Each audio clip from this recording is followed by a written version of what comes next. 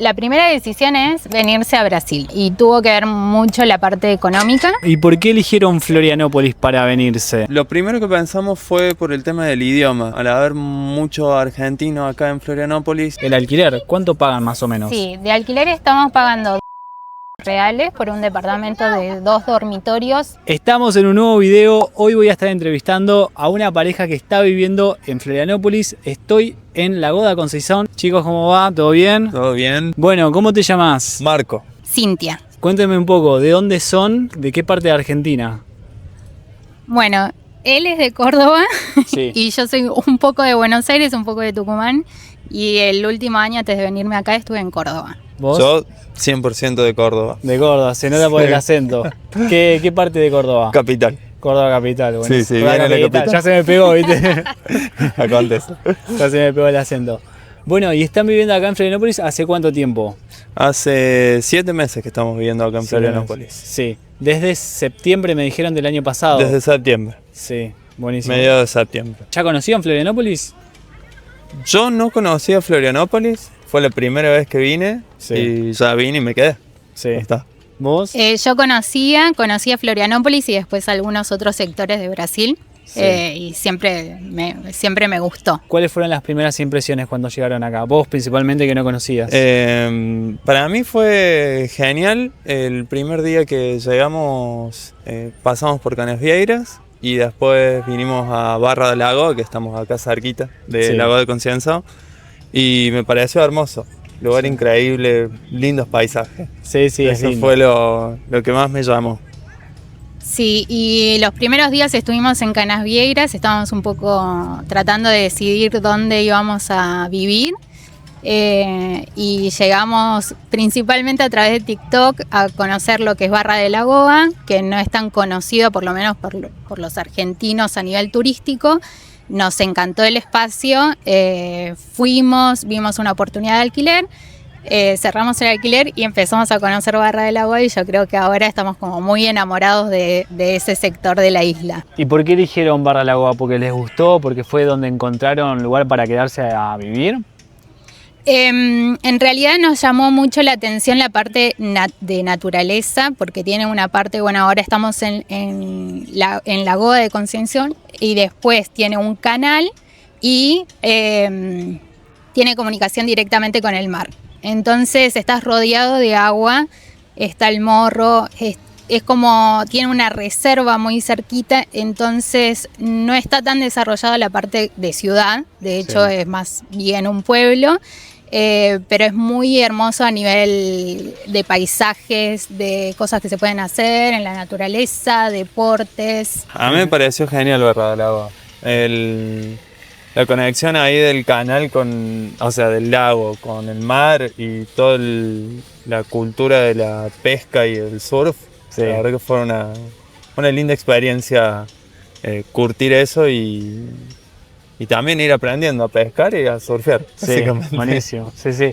Acá la Lagoa se conecta con Barra Lagoa, ¿viste? Claro. Desde acá podés llegar a Barra Lagoa, está buenísimo. Nosotros ya Sí. hicimos Hasta el mar. hasta el Hasta mar, el claro, mar. exactamente. De hecho, podés llegar, digamos, por auto o podés tomarte un bote También. que llega hasta Barra del Lagoa. Ah, no sabía eso, que se Sí. puede ir hasta... ¿Cuánto está el bote? Está 15 reales para turistas, Sí. y tiene una versión que va y viene el bote, sale desde acá, Sí. que se puede pasear.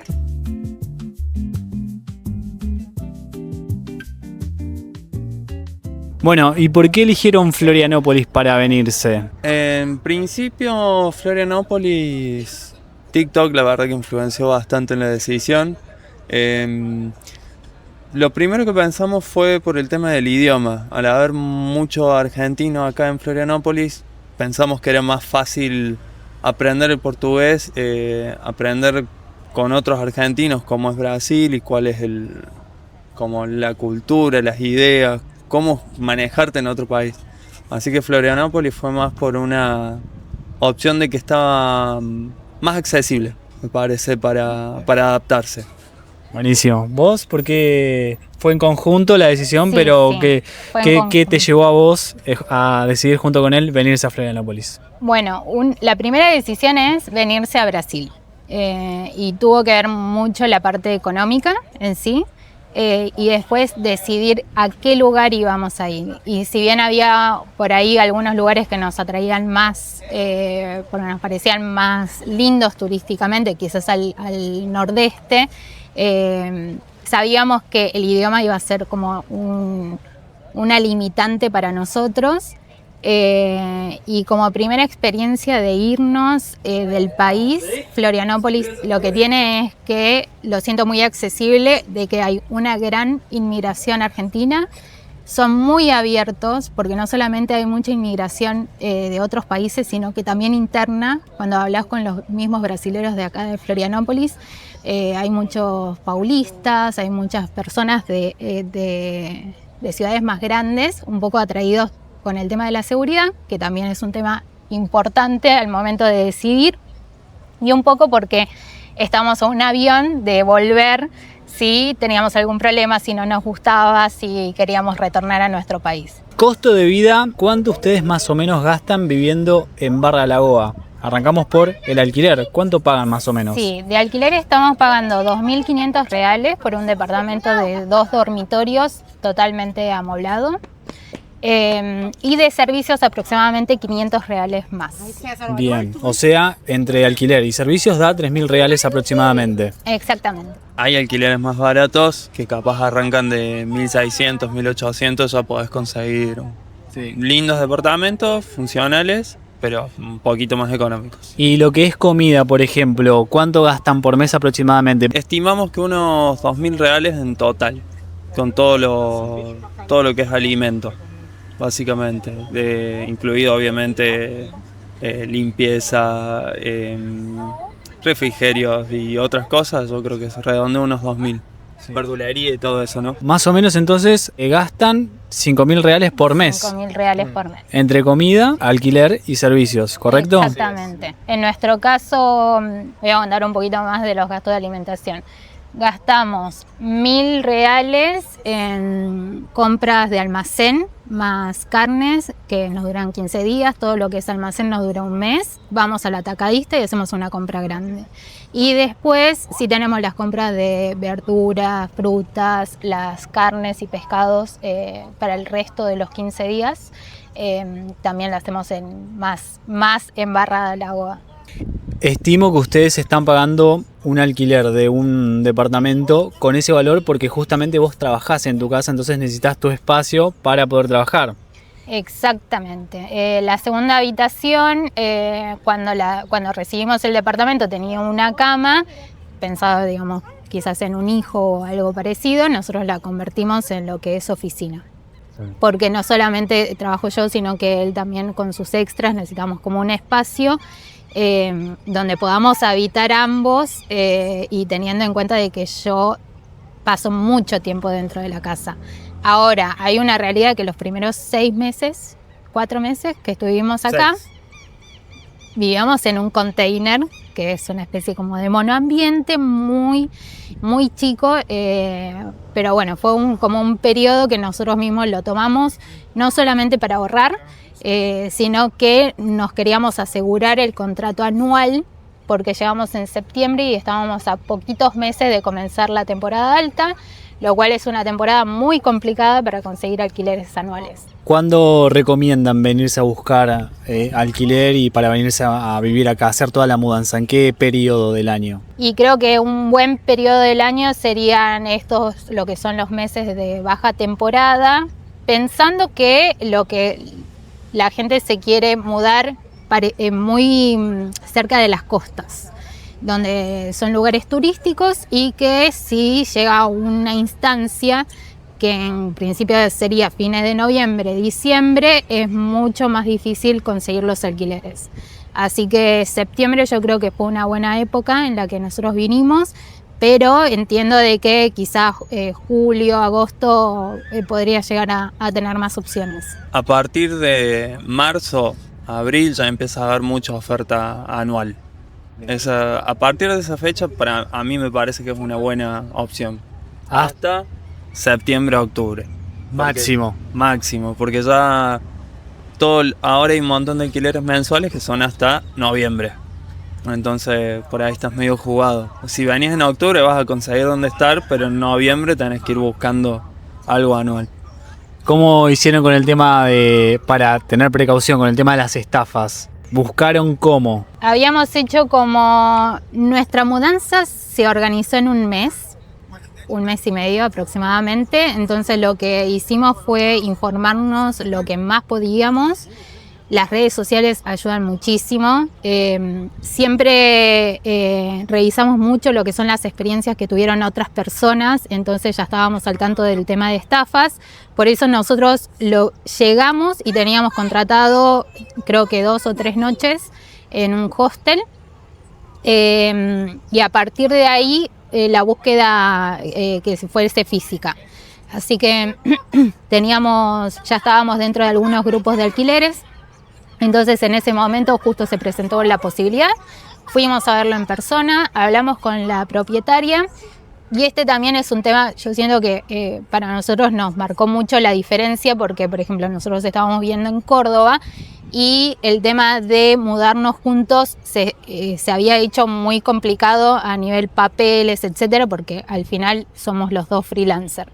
En este caso fue muy rápido, hablamos con la propietaria esa misma tarde, firmamos contrato en el cartorio, no teníamos ni siquiera el CPF, así que en ese momento hicimos el CPF más la firma del contrato, entregamos los valores que habíamos acordado y nos llevamos el contrato y comenzamos en ese instante a vivir en ese lugar.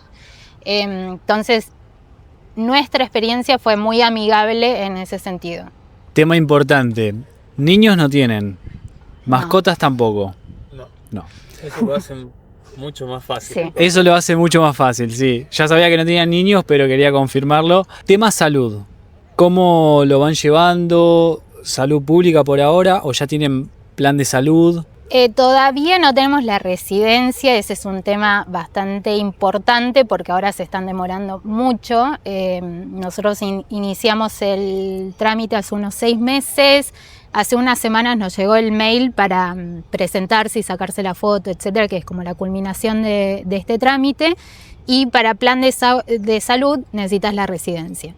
Así que todo tema de ahora, una vez que solucionemos ese problema, se inicia, digamos, un proceso de trámites.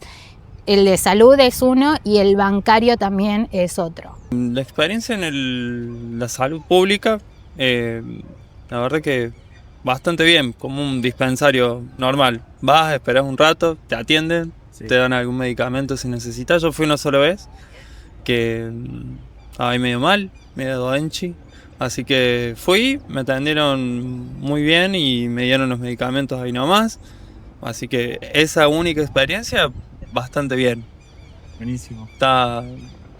Calculo yo que si funciona así todo el tiempo, la salud pública te salva. No te dejan tirado. No te dejan tirado, para nada.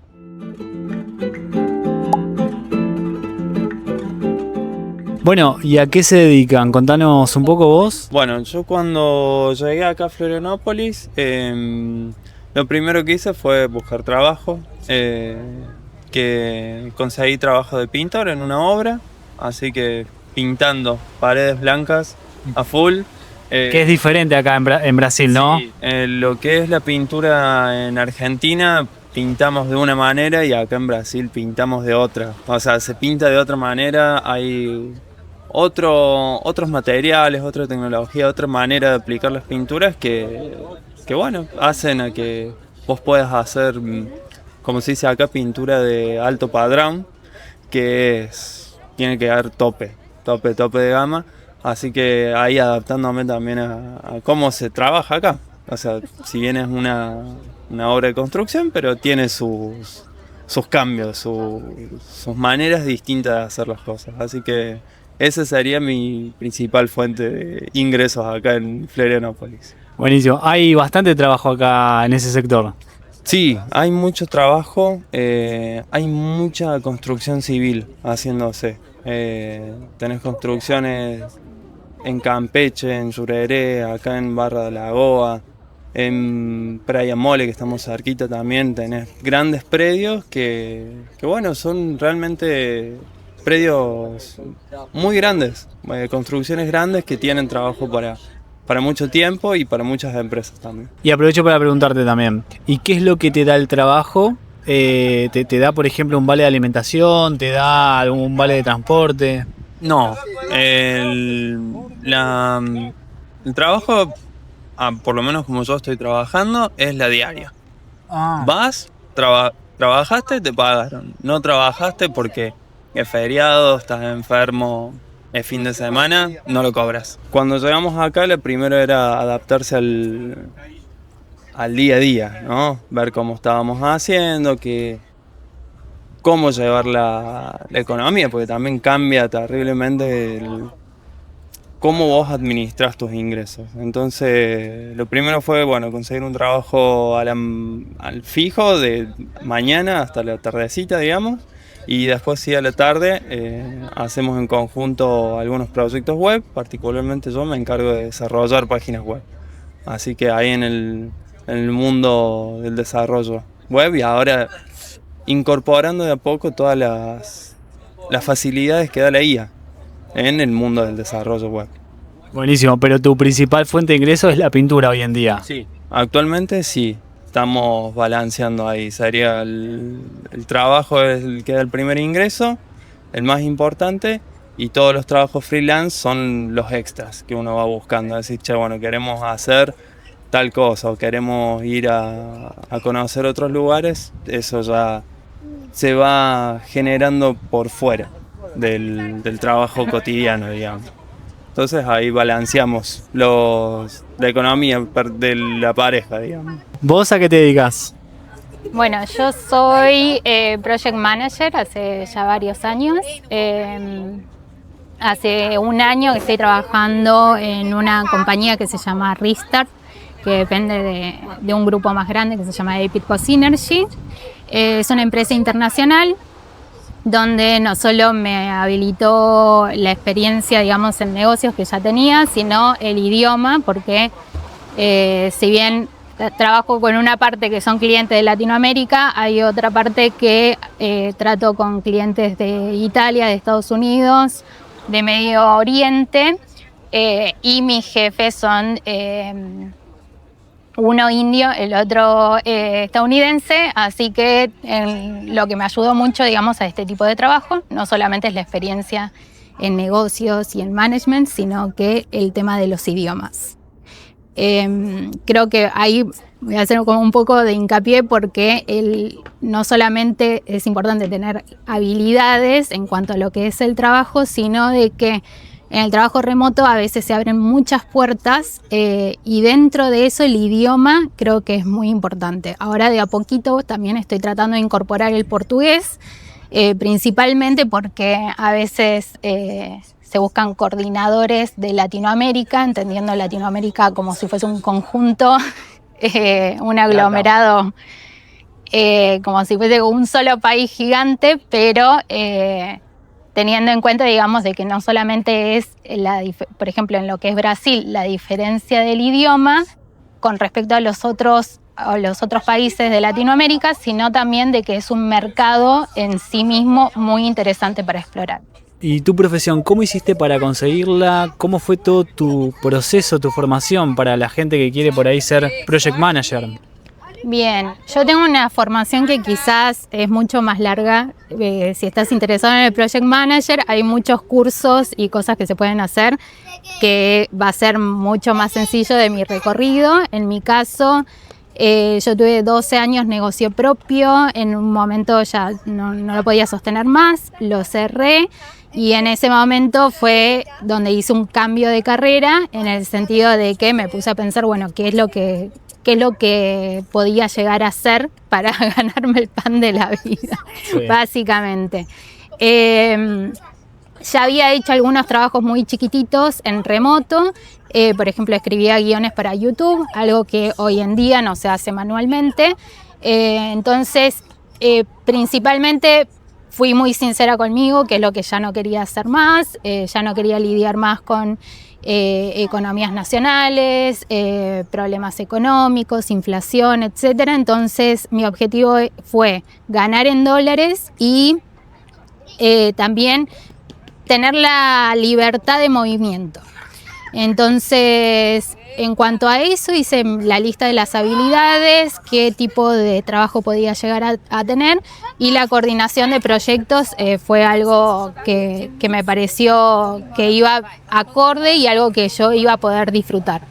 Porque si bien uno trabaja en remoto, a veces la gente cree que uno está en una oficina solo con la computadora. La realidad es que tenés comunicaciones todo el tiempo con clientes, con equipo, con tu jefe. En mi caso, el grupo con el que me comunico es muy variado, desde un sentido, digamos, geográfico. Tengo clientes en Chile, en Colombia, en Italia, pero a la vez a qué se dedica cada uno también es muy diferente. Tengo proyectos que son de biotecnología, e-commerce, algunos tipo fisioterapia, etcétera. Bueno, y vos por tu lado estás con lo de pintura, pero también estás como freelance. Sí. Lo de pintura, bueno, ya tenías experiencia, estimo, allá trabajando, pero como lo de freelance, por ejemplo, ¿cómo aprendiste a hacer páginas web? Bueno, yo las páginas web empecé ya hace unos años. Yo desarrollo en WordPress. No, sería como la línea no code de la página web. Y yo me acuerdo que empecé comprando un curso, básicamente. Había varios cursos que parecían accesibles, que parecían copados, y dije, bueno, me voy a inscribir. Me acuerdo que era algo económico, relativamente barato era. Y empecé a investigar cómo se hacía una página web. Y de ahí fui haciendo distintos proyectos. Lo primero, una landing page como de aterrizaje, una página común. Y después fui aprendiendo a dominar el e-commerce, para generar una tienda, ya sea de producto digital o de infoproducto. Y después también podés desarrollar tipo academias, cursos online, o sea, alojar vos la página para hacer todo eso. Pero básicamente pagando aprendizaje. Así aprendes a hacer una página web, y más con estas herramientas de no code, que son mucho más simples. Y ahora hay algo que es inevitable, que es la implementación de la IA dentro de WordPress. O sea, si bien la IA ya es un tema en sí mismo, específicamente en WordPress y con Claude,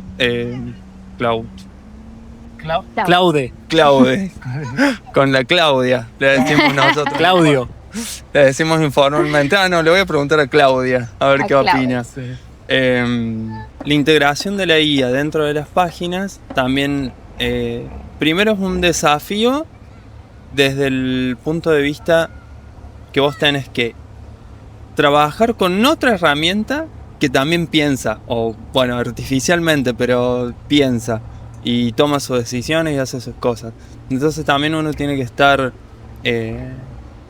abierto a ver cuál es tu trabajo indispensable y cuáles son los que la guía ya los va a hacer. O sea, por más que yo hoy los haga manualmente, en unos años ya no va a pasar así. Entonces creo que ahí es lo más importante. Hoy, si a alguien se le ocurre hacer WordPress, es con IA directamente. No hay otras opciones de hacer páginas web hoy que sea sin IA.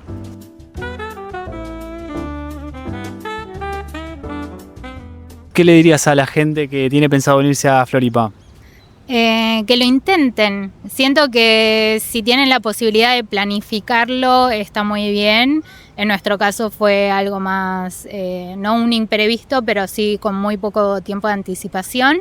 Pero creo que en algún punto hay que tomar la decisión y animarse, y creo que es un lugar muy amigable donde uno puede emigrar.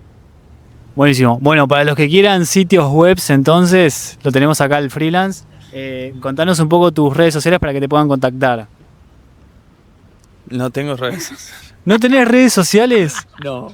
¿Y cómo te va a contactar un cliente? Los clientes por lo general son por recomendación. Me van llegando los contactos. Bueno, Como siempre son trabajos a los que no le dedico el 100% del tiempo y tampoco podría tomar todos los trabajos que implica estar expuesto en redes sociales. sí. Entonces, un cliente siempre te recomienda otro, alguien que sabe que haces páginas, me manda contactos. Aunque no parezca, lo hago de boca en boca al Mirá, servicio. a la vieja escuela. Sí, totalmente. Bueno, de última se contactan con vos, tus redes sociales. Tampoco te- ¿Cómo que no tienen redes sociales? Somos usuarios pasivos. Somos de usuarios LinkedIn. pasivos. LinkedIn. Bueno, tu LinkedIn. Cintia Calegari. Ahí.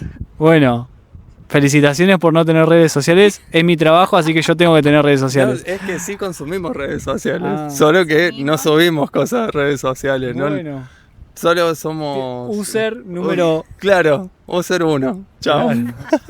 Y después de la entrevista, Marco se creó una cuenta de Instagram, así que vayan a seguirlo por acá. Muchas gracias No. por la entrevista y para toda la gente nos vemos en el próximo video. Suscríbanse al canal y dejen en los comentarios qué más quieren saber. Nos vemos en la próxima. Chao.